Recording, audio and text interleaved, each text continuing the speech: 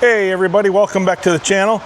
Got to do something a little different today. This morning, my sons Alex, Reed, and I got to go fly on a World War II B-29 heavy bomber. We got to fly on there's only two of them left. One is called Fifi, the other one is called Doc. We got to fly on Doc. Doc was restored probably less than 10 years ago. It's based out of Wichita, Kansas, and they give rides during the summer months to help raise funds and just bring some awareness of the World War II aviators and that time period and what they all did and how that helped change American history. The B-29 is the bomber that dropped the bombs in Japan in the war. I have no affiliation with B-29s, really no family members or anything. I did have some uncles in World War II. Three were in the Army, one was in the Pacific, two were in Europe. One flew on B-17s as a top turret gunner flight engineer out of Europe, or out of Great Britain, England, I should say. There's kind of a cool story on that one. You can drop me a comment if you want to hear more about that. But anyway, the B-29 was kind of the replacement for the B-17 in World War II. And it was the first, I think, probably the first pressurized aircraft. So the crews got to fly at high altitudes, didn't have to wear oxygen masks, they could have heated cabin. So it was a lot more comfortable to fly in. Their missions was primarily used in the Pacific. Their missions were oftentimes 12, 15 hours long, so it was a lot more comfortable plane to fly out of. Anyway, I just saw that they were coming up here. Saw that probably back in about February of this year, and there's an air show in town this weekend, so they were up here ahead of that, getting ready for the air show. They're not actually going to be at or in the air show.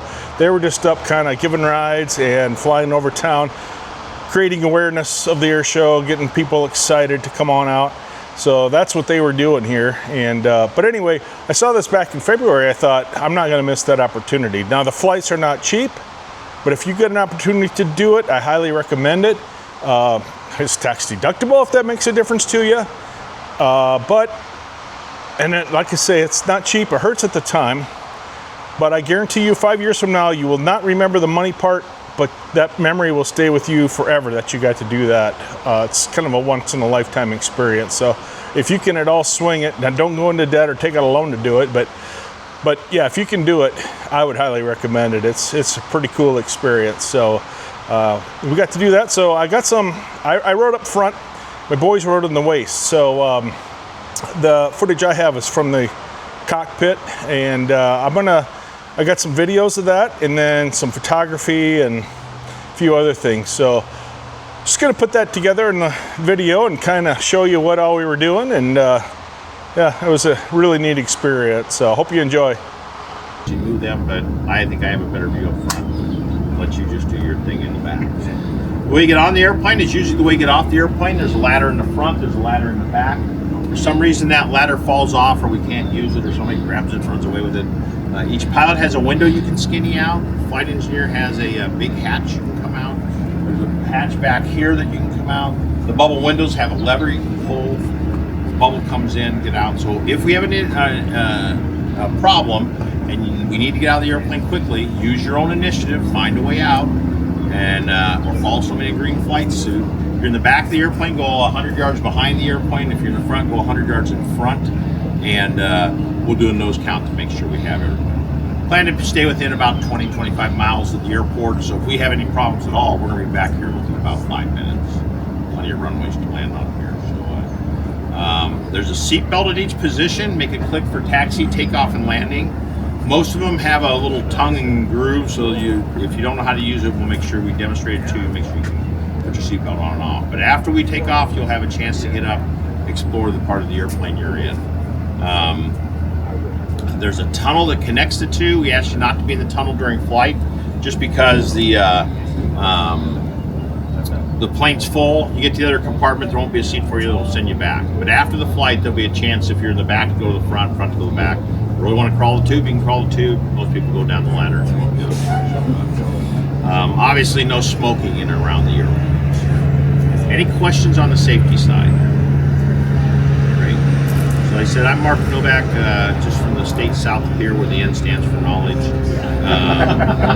Live way down the far southeast corner of the state. Retired Air Force guy, couldn't keep a job, flew for different airplanes, and then started flying B-29. Started on Fifi about 14 years ago, and I've been flying Doc for 10 years. Because I've done that enough, I gotta let the co-pilot fly every now and then. So I guess it's his turn. So we'll let Ian do that. Hey guys, I'm Ian Martell. I'm gonna be your co-pilot. Normally fly medevac in a King Air, but 2 engines just wasn't enough, so I decided to go for 4. And excited to be on tour with you guys. And like we've said, if it wasn't for you guys, we wouldn't be able to do this. So we're really excited to have you on and let you guys experience what we get to experience all the time. And we got our flight engineer Matt here with us. Matt Ellison from Lincoln, Nebraska, fly full-time for the Air Guard down there. So this is a fun hobby. So we have 6 of us on board, 3 in the front, 3 in the back, and they're led by Randy in the back. I'm Randy Manko. This time a retired Air Force flight test engineer. Did the same at Wichita Aviation.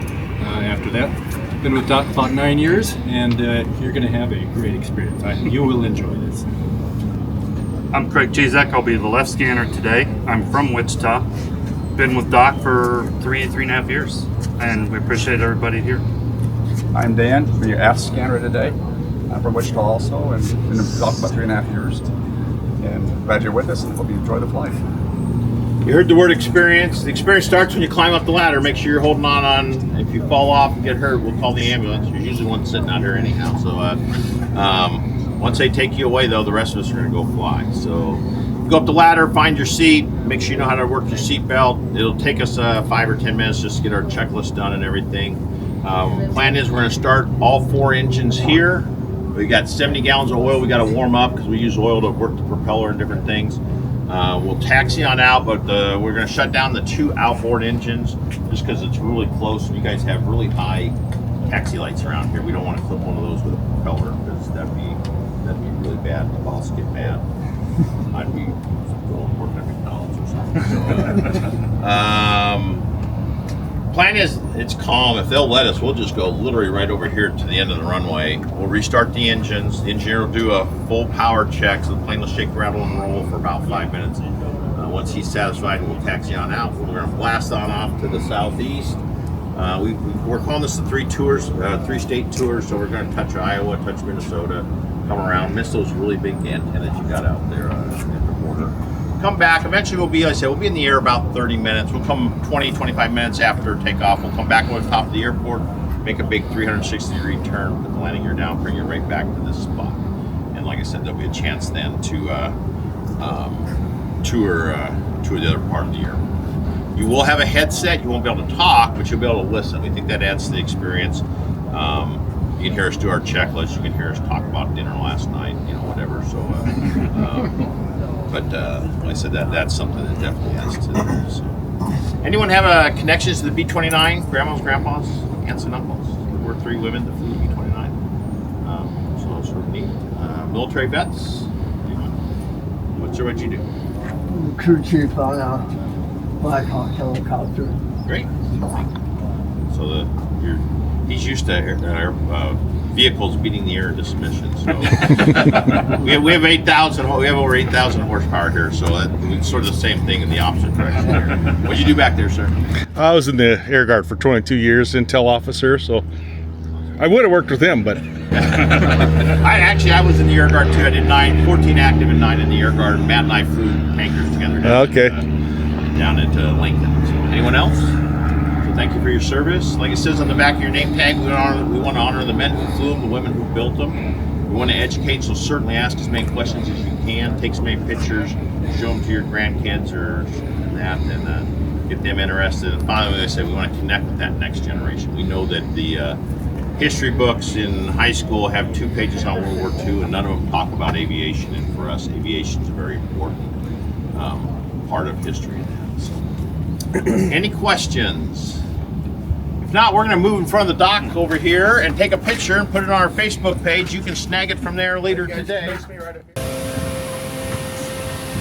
So I was sitting in the navigator's seat. So this is the view I had.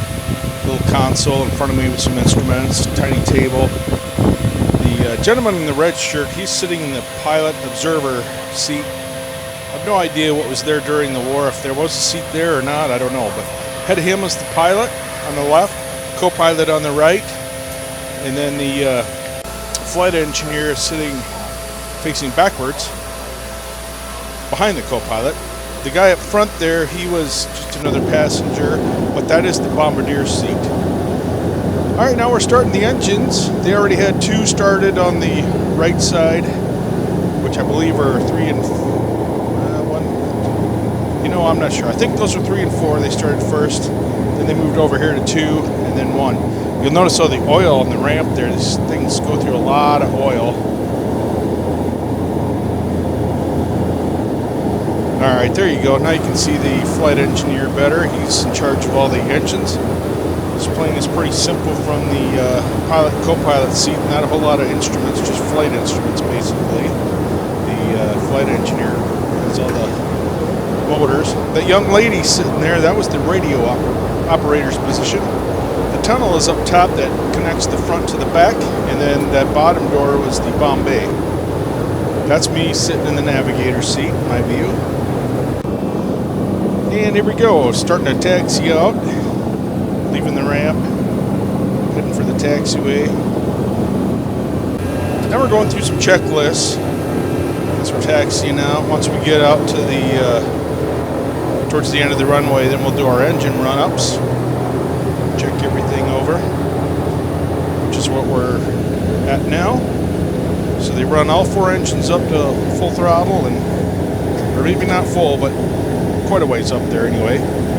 He's looking for good oil pressures, checking out both magnetos to make sure they're working, probably checking fuel pressures, a couple other things.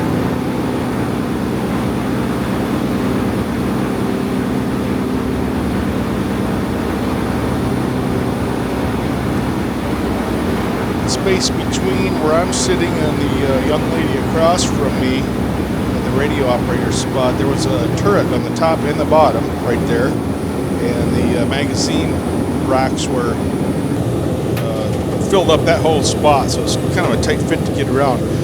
There you can see the runway markings, so obviously we're pulling onto the runway right now. By the flight engineer, that window there, they had that window out. We only went up to about 1,500 feet above ground level, which around here is about 3,000 feet MSL, but above sea level that is. But they left that window open the whole time to get a little fresh air, so the co-pilot flew this whole flight, so he's on the right. You'll see now he released the brakes, and I was pretty amazed by how much control input these guys had to use on this whole thing. It's all cables, so it's all flying, just pure muscle is what's flying this, and you'll see them really pushing down that rudder pedal, and they do a lot of movement in the yoke as well. Get airborne, you'll see him push the tops of the rudder pedals, tap the brakes, stop the wheels, and then the pilot right there just raised the gear. Gear's coming up, and we're airborne. Let's just go fly now.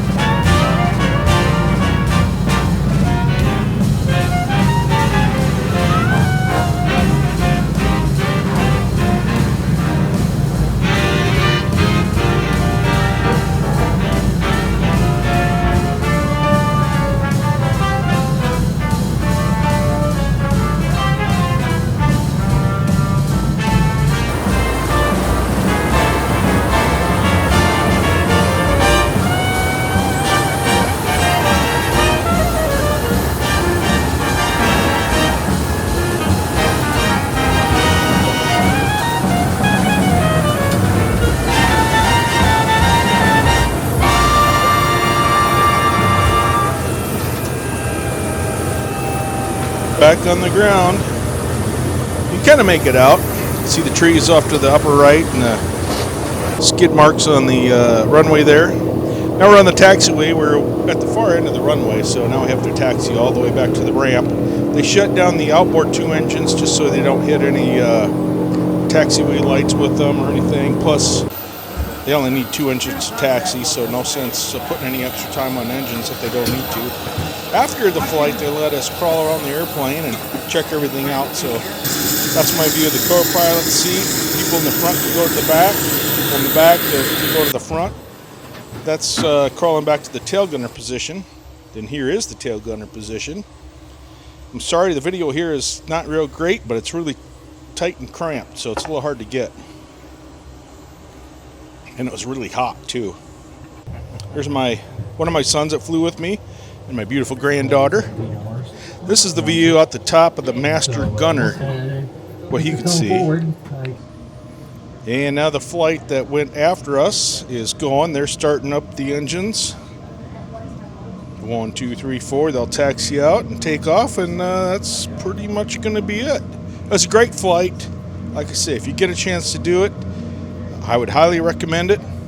It's a piece of history that you'll never forget. This aircraft, right now, 2026, is 82 years old, but